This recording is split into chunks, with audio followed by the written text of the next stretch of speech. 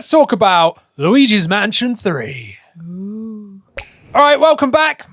Andy here, obviously. And we've got Christina again today because we'll be talking about Luigi's Mansion 3. Yep. And if you haven't seen already, we've already covered Pokemon Scarlet and Violet as well as It Takes Two. There's a bit of a theme here because we're kind of talking about co-op games that we've played. Because, you know, obviously being a couple, we like to play games together. I'm a gamer individually, as is Christina. So it's not like I've just dragged her into this. We've been both gamers our whole lives. And we find that it's really frustrating that games these days, there's just not enough co-op. Or they'll say, yeah, it's got co-op.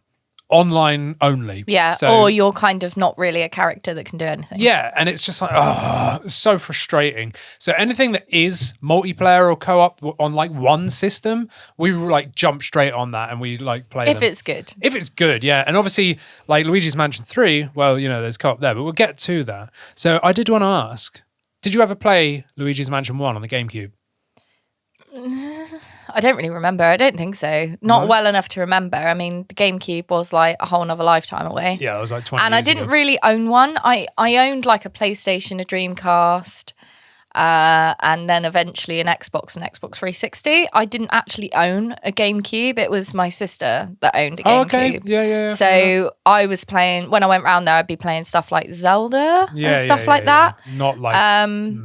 Not really like that kind of See, thing. I had a GameCube, but I didn't have Luigi's Mansion, but my friend did. So whenever I used to go to my friend's house, I'd be like, I want to play Luigi's Mansion because I loved the whole, like, I liked that it's all spooky and dark and that Luigi's like a scaredy cat and you've got like, there's ghosts and stuff, you know? It was like such a cool, different take on like, it wasn't just like a Mario ripoff. No. It was like its own unique like IP and I really loved that. And then obviously like you had, I can't remember what it's called. I think in America it's called Dark Moon on 3DS. And then they actually remade the GameCube Luigi's Mansion 1 on the 3DS as well, which dropped like roughly around when the Switch came out. Again, I've had a 3DS and never played it on the 3DS. I know. Yeah, well, we've only got it recently. Yeah, but I've never even known about it. Like, yeah. But So, it was that time where if you weren't into it, you know, it weren't like now where you kind of is plastered everywhere. Do you know what I mean? suppose, like, especially with like easy GameCube. to miss. Yeah, easy to miss. So you had Luigi's Mansion 1 and 2, but then you had like Dark Moon on the 3DS as well as the Luigi's Mansion 1 remake. And if you had 2 copies of the game, you can actually play that co-op as well on 3DS. Very cool. Which is amazing. So I've got 1 copy on the 3DS, but we haven't played it because I need to buy another copy. But anyway, Luigi's Mansion 3... And talking about the GameCube really quickly, I'm going to plug another video here. If you wanted to like get some nostalgia, this right here is a GameCube inspired like Joy-Con alternative for handheld only use, right? And this is made by RetroFlag. It's called the handheld game controller or whatever it is, handheld controller. I mean, they could have given it a better name. But this has Hall effect sensors in it and it's inspired by the GameCube. So Hall effect sensors mean this thing can never drift. So if you want to see that video, check it out on the channel. I really like the fact on that as well, just quickly, because I this? like it. I find that these little joysticks or whatever you want to call them, they feel very similar to the original GameCube controller. Oh yeah, and they're obviously inspired by. So you got the But as soon as I grabbed it off of him, because he showed me, I was like, oh, they actually really feel like they've got the same sort of feel and resistance as like the original. But they don't have the hexagonal sort of thing. So if you're a Super Smash player, it's not really for you. But I really like it because it's inspired by you can GameCube. tell the heavy And for inspiration. Me, as a massive GameCube lover, like this is fantastic. So go watch that video if you want to. But going back on topic, if you played Luigi's Mansion with that attached, you could basically pretend like you're playing it on a GameCube. But anyway, Luigi's Mansion 3 came out and we're like, yep, I really, really wanted it. And Christina, this obviously came out quite a while ago, so we're a little bit late to the game here. But Christina came home from work one day and she bought it for me as a gift. It was near Halloween when it launched, I think in 2018. Yeah. And Christina was like, there you go. I was like, oh my God. So we played like half of the game. That never happens anymore because he's got everything before I can even think of That's not true. Farting. So Great. But anyway, we played like half of the game there and then we just put it down for whatever reason. We started playing other games and then it was only recently like... Yeah, we got really into it though. We got well into it. We literally played like half of it. For some reason just went... Nyeh. You know, sometimes you play a game and then you Skip put to it something down else. and then you forget about it. Like that's what happened because we were playing so many other games. And then like recently we're like, actually we need to complete Luigi's Mansion 3. So we jumped back in like halfway through and we're like, oh no, we're going to remember the controls. But we did. We got like back into it very quickly. I do find that on the topic of controls, that I span around about 8 times with Luigi before I went the direction that I wanted to. So it's linear and you can sort of 360 spin and it gets really disorientating in some way. Even though you don't change perspective, it's like disorientating in what your fingers should be doing. Because if you want to go that way, you kind of end up spinning round to go that way rather than just turning that way. It's a bit strange. Because you've got the control of the poltergust or whatever it's called, the Hoover thing, right?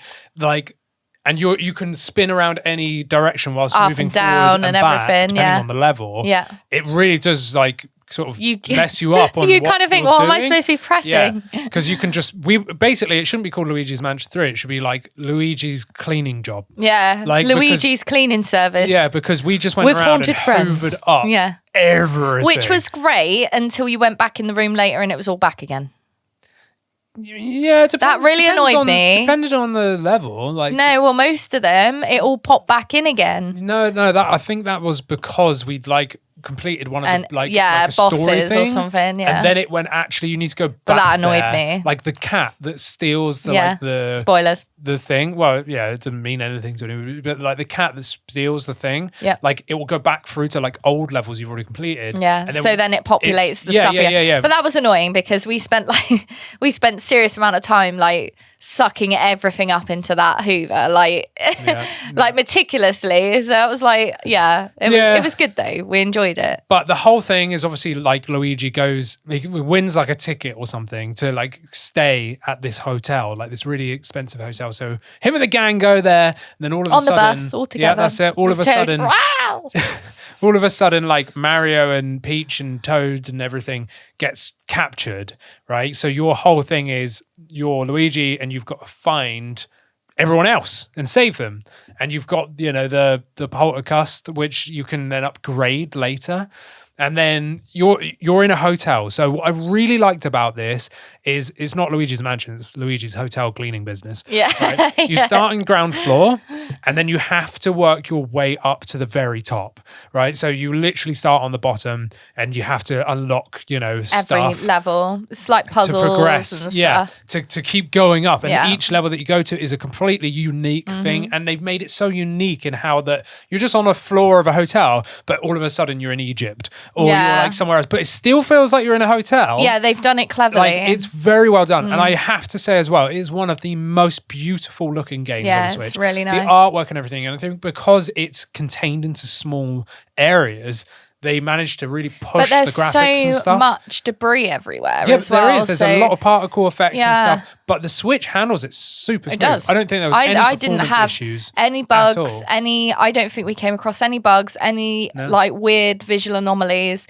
We had the odd thing that because you can like suck up, say, a ball and throw a ball off, and it might go a little bit sometimes if you catch it somewhere. But I was like, well, rare. Yeah, and it was just physics. Yeah, isn't it? it's like just because you've stuck it somewhere you might not supposed to. But it was really, really good. It ran really well, and that's quite impressive. It is. Yeah. It looks phenomenal. Lighting's and it plays great. So good. Lighting's really quite realistic. In the way that it moves and stuff. And I think they really managed to push that because the levels are so small and like it's not an open world game. But when we say the levels are really small, right? They're not like horrendously the sections small. Of the levels are small, like, but the actual you go through levels doors, don't you? are huge because there's lots to do.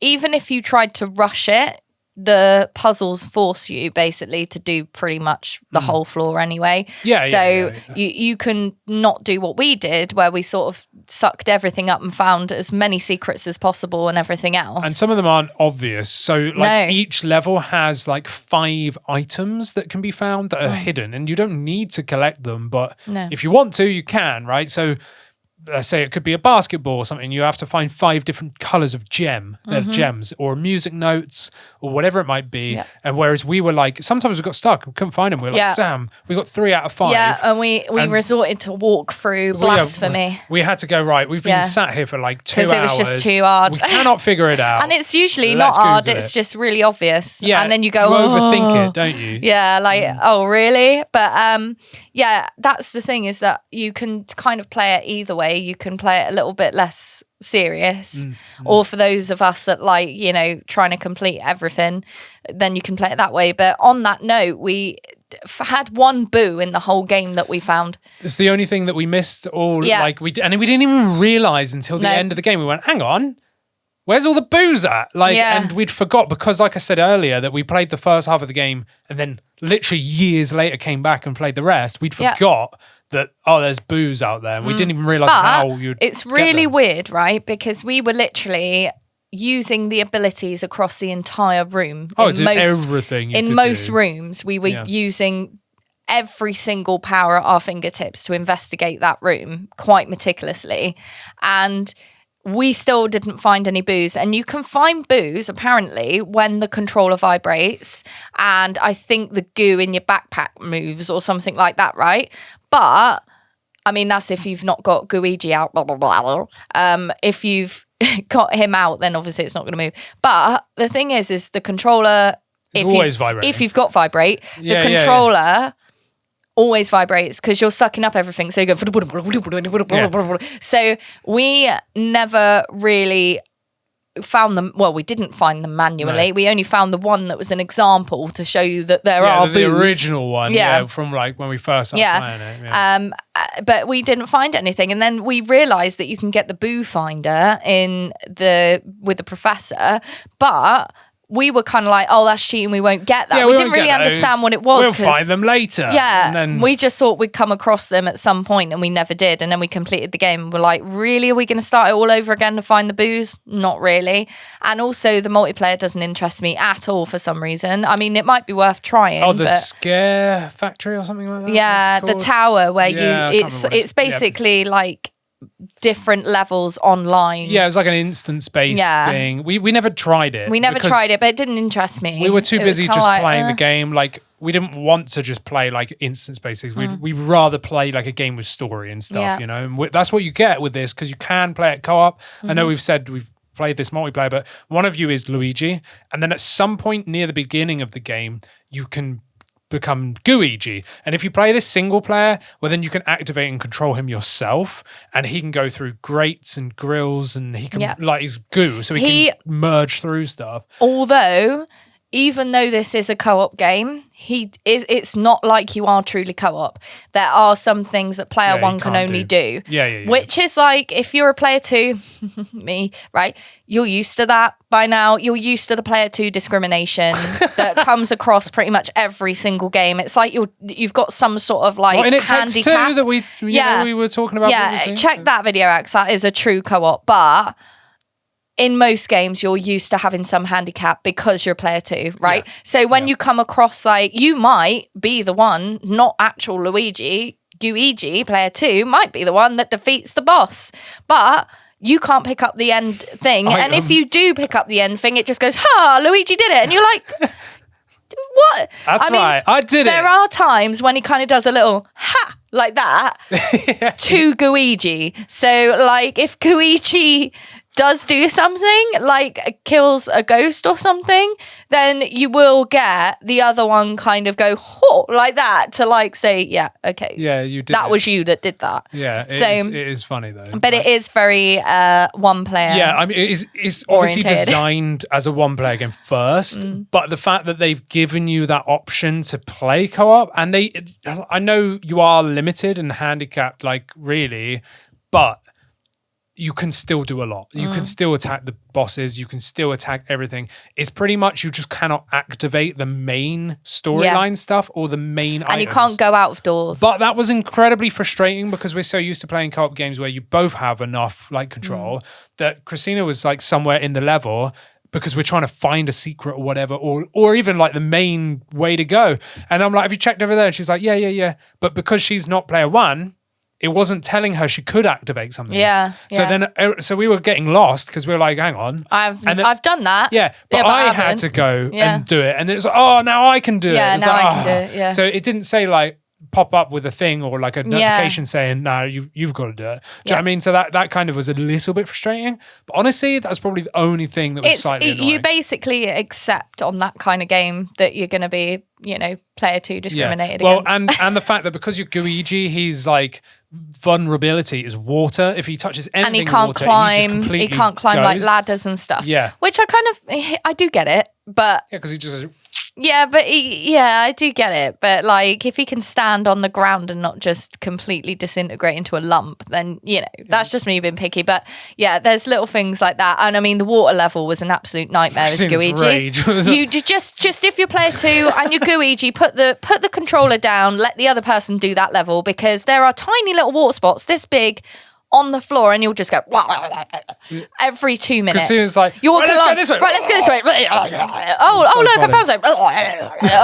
And you've got to wait for him to go back into the backpack and press the buttons to spit it out. Yeah. And I'm just like, I'm done. Like, I'm done. I will say there was one thing that was a bit weird. There was that level where you both had to stand on a plate to reveal the secret. And then once the plate was revealed, you couldn't return to the center again. No, we could, we didn't had to, realize. Like, glitch it out. No, we didn't realize. So we didn't realize you could voluntarily go back inside the backpack, the Poltergust 3000 or whatever it was. We got stuck because it took both of your weights to do it. And really, he would still be the same weight. But we went inside. I went inside again in the little canister, and that lifted it up. Did it? I don't remember. Yeah, that. Right. Okay. So I think that's how we got out of it, because we were trying to blast ourselves how out. Are we doing this? Yeah, we had no idea. But he could basically fart and he goes. Yeah, he does. That's really good. That's really good. But we would try and everything to get out, and then we realised you had to go back inside your canister, and then you could get out. Yeah, I forgot how we got around that. And then you've got like prompts and stuff, can't you? So you can walk around and be like, and because he sounds really weird because he's like all gooey, so he'll be like Mario, like the normal one, and Luigi's like. It is good though. Yeah, it's really fun. But it's I've been practicing that. That's it. But you press the D-pad direction or whatever, and depending on what's happening in the level, like how scared Luigi is, like the worse it gets. Because if you're just wandering around, he's not too scared. He's still like quaking in his boots, and he's like Mario, and he's like doing that. But then when there's like ghosts and stuff around, he's really scared. He does the Mario. Yeah, which we kept trying to make him do. Yeah, we like that, didn't we? Yeah, I was spamming it all the time. Literally, Christina was like, "Shut up." But no, it's really good. And obviously, each level progresses, gets like a little bit more difficult, but I would say it's like pretty much the same difficulty cap for the whole game. I would say so. There's little bits that, again, we had to relay back we had like to the a couple of walkthrough, struggles but it was collecting all those blinking gems. Yeah, that was the hard bit. Yeah.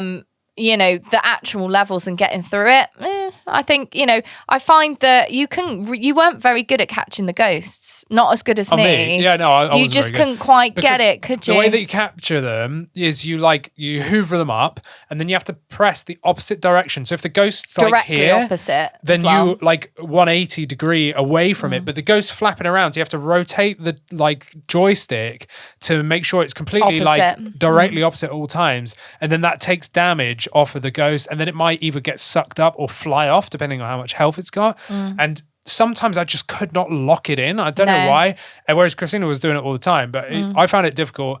And there was a couple of things that weren't so intuitive, like the cat boss guy. Like you had to wait. You had to wait for him and like to attack you basically. And we were like, what? Like what? Like. How do we do this? And we just could not get it. It didn't make sense because basically, like most of the game, you're flashing things in the face. That's the point, Yeah. And this cat just got right up to you, and you'd flash him in the face, and then it'd go off, and you were like, "What?" Like, yeah, right. And it didn't give you a tip. It didn't give you any idea at all. In classic Mario fashion, to be fair. And the one thing is, as well, is that I found that this is spoilers now, so.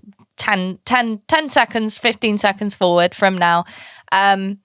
When you eventually find Mario again, I really didn't like him. He was so annoying. I was Wasn't like, he? oh my God, you're an absolute idiot. Like, you're so pretentious, annoying. You're rushing me. Leave me alone. Because we like, walking around and hoovering everything up. Once you get Mario. And Luigi's lovely. And Luigi he's plods all along and he's got his little oh, hoover. yay. Mario's like, boy, I'm going to backflip up a freaking Look at me. thing now. And then Luigi's like, oh. Yeah, and Luigi has to spend like 10 years getting there. And Mario's like, hurry up, and you're just like, shut up. Yeah, or he'll be hated like, him. come on, get a move on or whatever. And it's just like, shut up, Mario. I've done all you've this just without you. backflipped up 4 flights of stairs, mate. Like, leave me alone. Yeah. Wait there. Yeah. So if you're a big Mario fan, it's like those, annoying. That where they say don't meet your heroes. It was a bit of that. Don't meet your Mario. Yeah, I don't know. I'm pretty sure Charles Martinet, or however you say his name, is. I'm sure he's a lovely man. But he's not Chris Mario. Pratt. He's just Chris Pratt's Mario oh my God, now.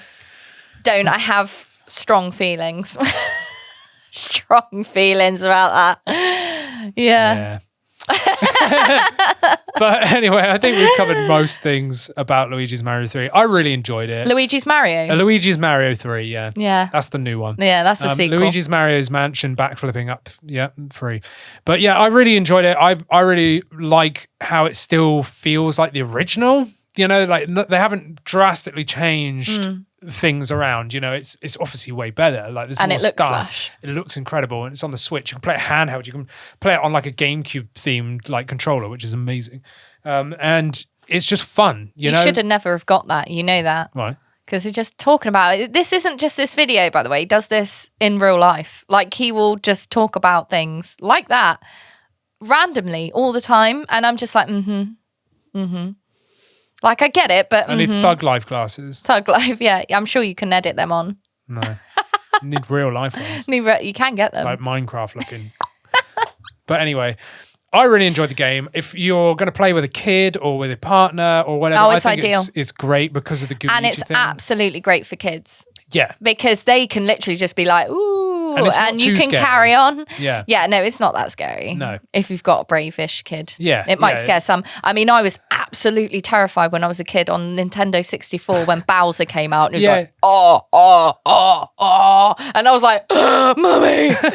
That scared the life out of me. So if you're a bit like me when you're a kid, or your kid's a bit like me when I was a kid, then maybe not. But yeah, it's not that scary. And I kind of like the fact that player 2 is a little bit downgraded in terms of their abilities, because if you've got a real young kid, they can't like destroy like the storyline. Do you know what I mean? They can't hinder you. Yeah, they could literally just be there running around, sucking up whatever they wanted, or just walking around in you circles, can help them through. And it would make no difference. There's just bits that you'd need to go, right, little Billy, can you go over there and stand there? And they'll go, Mummy. Yeah, Mummy. Yeah, you've got to check out the previous video we did on It Takes Two. That's it. Because you'll understand that joke. But if you've enjoyed these videos, go down there and subscribe. And if you want to see me and Christina talking about Pokemon, not Arceus, Pokemon Scarlet and Violet will be up here. And if you want to see It Takes Two, it will be down here in the middle as well. So go check those out and let us know your thoughts down in the comments. Did you enjoy this? Did you like what we're talking about? We'd love to know. What's your best Luigi impression? Mario.